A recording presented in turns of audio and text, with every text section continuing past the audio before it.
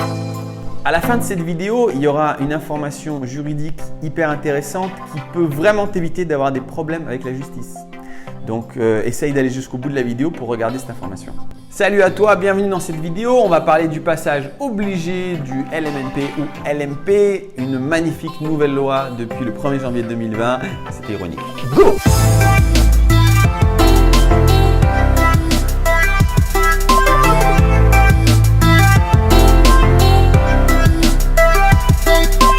J'en ai parlé brièvement dans une autre vidéo, le passage obligatoire du LMNP au LMP si tu remplis certaines conditions.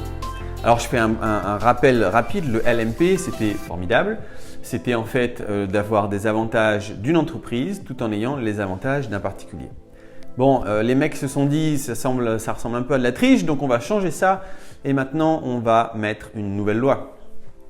Donc cette nouvelle loi, elle date du 1er janvier 2020 et en fait ce qu'ils ont fait, c'est qu'avant en LMNP, il y avait trois conditions pour passer en LMP. La première condition, c'était de faire 23 000 € de loyer, voire même peut-être que c'était des recettes, peu importe. Peu importe parce que ça a changé. Et ensuite, la deuxième condition, c'était de gagner plus d'argent avec l'immobilier qu'avec n'importe quoi d'autre de tes revenus. Et bien sûr, les revenus fonciers ne comptaient pas dedans. Et la troisième règle, c'était de t'inscrire au RCS pour Registre des commerces et sociétés. Et cette règle, elle était cool. Pourquoi? Parce qu'en fait, personne ne le faisait, ou très peu de personnes.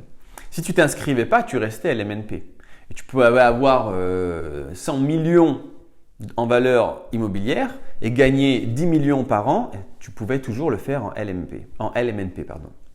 Bon, bah ça, du coup, les mecs, ils se sont dit, ce serait bien de le changer quand même, parce qu'il y a de la thune à récupérer là. Et ils ont raison. Alors, ce qu'ils ont fait, c'est qu'ils ont pris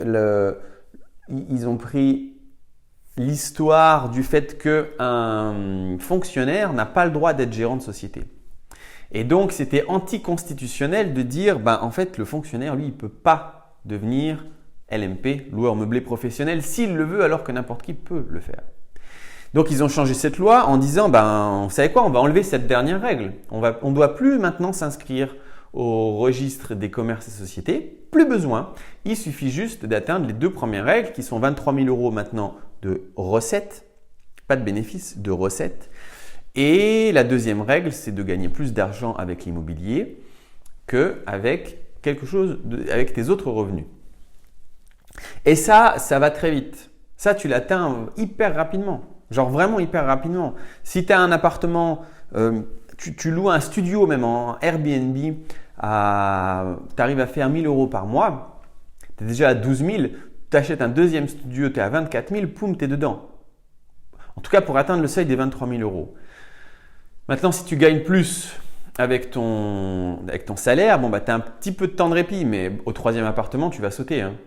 À moins que tu gagnes vraiment 6 000 € par mois, il y a un moment, ça va vite. En tout cas, ça va très très vite. Donc, il y a plein de gens qui vont être obligés de passer en loueur meublé professionnel. Et ça change énormément de choses. Ça change la fiscalité. Il y a des avantages, il ne faut pas le nier. Et donc, tu peux avoir une stratégie dans ces avantages-là. Mais si tu ne l'as pas, c'est compliqué. Et donc, les impôts changent. Bref, on va parler justement de qu'est-ce qui change. On va commencer par les avantages du LMNP. Sur le LMP, on fait un petit match comparaison. Bon, le premier avantage sur le LMNP, c'est que tu bénéficiais à la fois des avantages des entreprises puisque tu pouvais déduire tes charges et créer des amortissements. Donc, amortissement, c'est ce que tu peux… Donc, c'est par exemple une cuisine que tu as achetée, c'est le bâtiment que tu as acheté, c'est des travaux que tu as fait et tu vas dire, on va l'amortir sur plusieurs années, sur 10 ans, 15 ans, 20 ans, selon ce que tu dois amortir, il y a un temps de durée défini, ce n'est pas toi qui choisis. Mais en gros, ça te crée une charge fictive puisqu'en réalité, tu as acheté ton appartement, ta cuisine et tes travaux sur le même crédit. Mais fiscalement, tu vas pouvoir de manière comptable dire « ouais, mais moi, tous les ans, j'ai un déficit, j'ai une charge venant de ces amortissements qui me coûte 10 000 € par an. Donc, si j'ai fait 10 000 € de loyer que j'ai reçu, mais que avec toutes ces charges, je suis à moins 10 000, plus 10 000 moins 10 000, j'ai zéro. Je n'ai pas fait de gain, je ne paye donc pas d'impôt, sauf que dans la réalité, tu as rentré 10 000 € de loyer. Okay, c'est ça la technique normalement. Et l'avantage, deuxième avantage du LMNP, c'est qu'après, tu pouvais dire, mais moi, je ne suis pas un professionnel. Je suis un particulier, donc quand je vends mon appartement, ma maison, eh ben, il faut m'imposer comme un particulier et non pas comme un professionnel.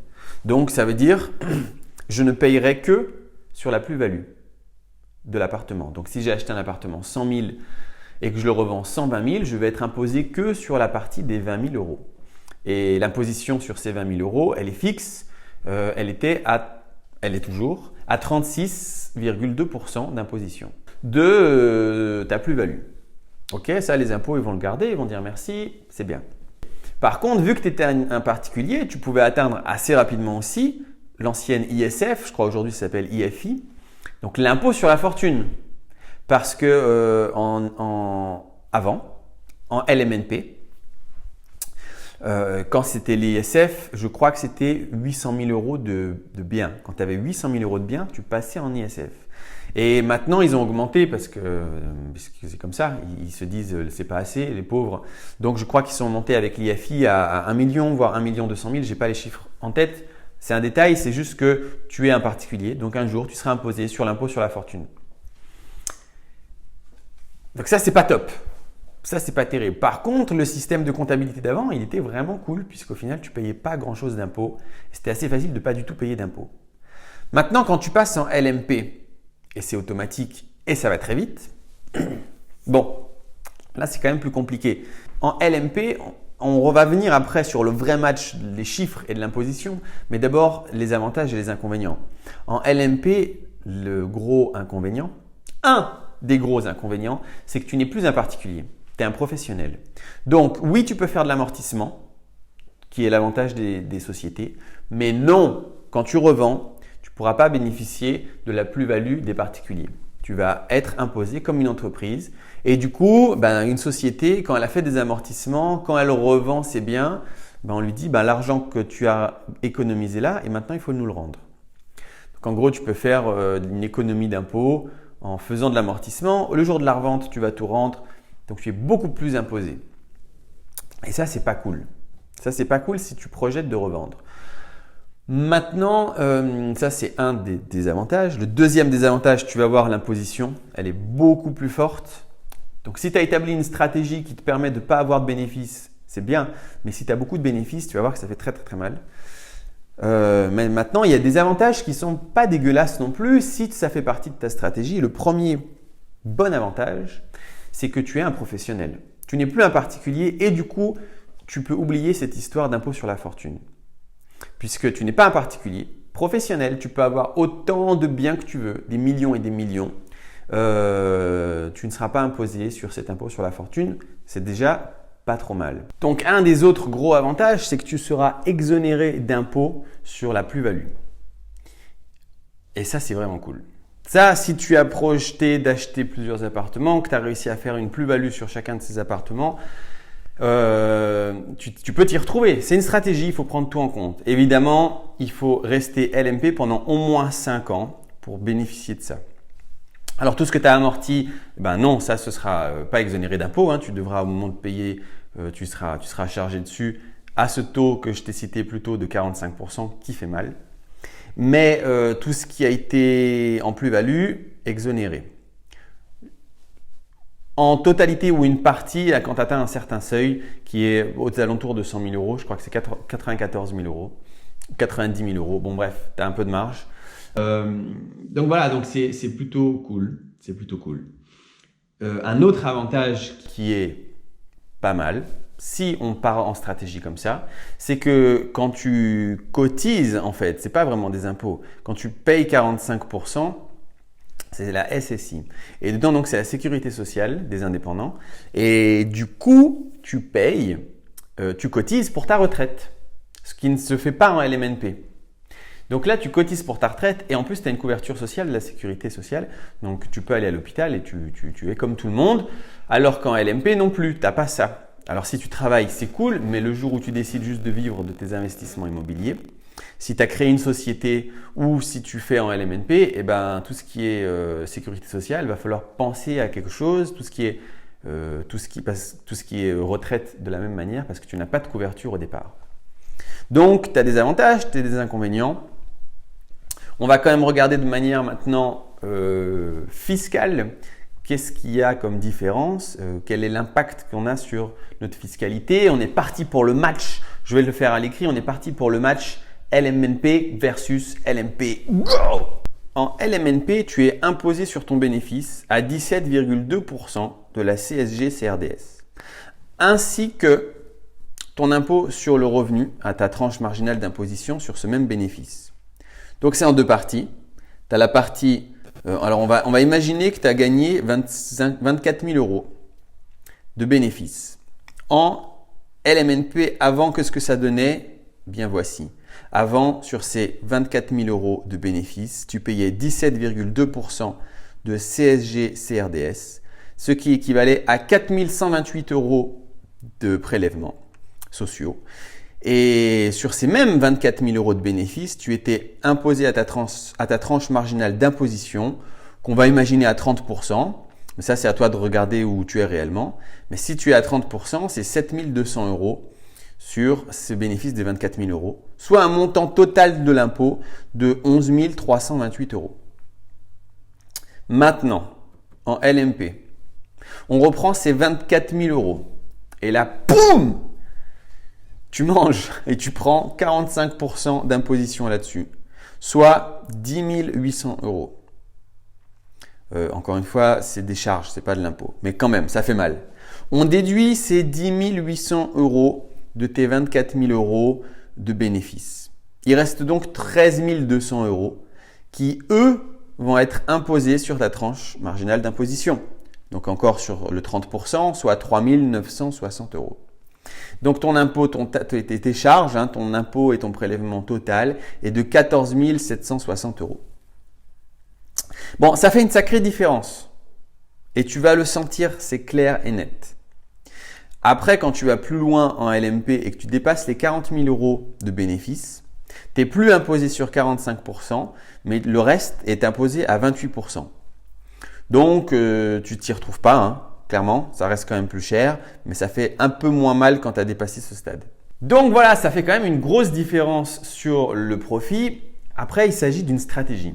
C'est une stratégie de se dire, est-ce que je passe en LMP pour avoir les avantages sociaux, retraite, assurance maladie, et peut-être je ne fais pas de bénéfices. Donc je m'en fiche de l'imposition. Par contre, dans 5 ans, quand je vais revendre mes appartements, je ne serai pas imposé sur la plus-value et peut-être que j'ai 100, 200, 300 000 euros de plus-value à récupérer.